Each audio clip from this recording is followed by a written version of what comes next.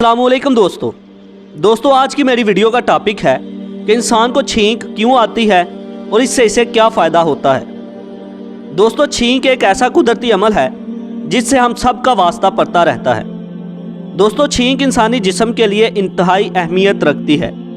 साइंसी तहकीक के मुताबिक जब हमें छींक आती है तो नाक के अंदर बैक्टीरिया और वायरस बाहर निकलते हैं और हमारा जिस्म जरासीम से पाक हो जाता है। छींक के दौरान हमारी आंखें बंद हो जाती हैं और साथ ही हमारे सीने से भी हवा मुंह और नाक के रास्ते पूरे ज़ोर के साथ बाहर खारिज होती है। इस दौरान हमारा सांस चंद लम्हों के लिए रुक जाता है। मुसलमान छींक मारने के बाद अल्हम्दुलिल्लाह कहते हैं, जिसके मायने हैं अल्लाह का शुक्र है। छींक के बारे में एक दिलचस्प बात यह है कि हम सोने के दौरान छींक नहीं मारते।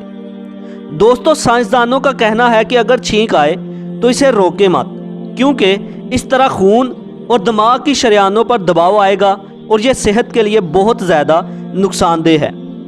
माहरीन का कहना है कि छींक के दौरान हमारी नाक से 5000 कतरे फी घंटा की रफ्तार से निकलते हैं और हवा में 10 मिनट तक मौजूद रहते हैं।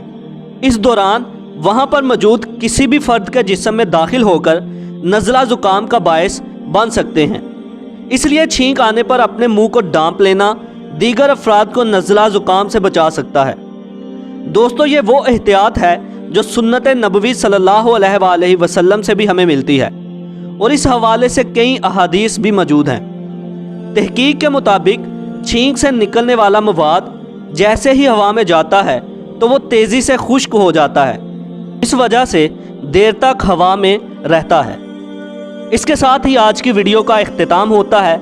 मिलते हैं दोबारा एक नई वीडियो के साथ। अपना और अपने अजीज़ों अकारब का ख्याल रखिएगा। अल्लाह हाफिज़।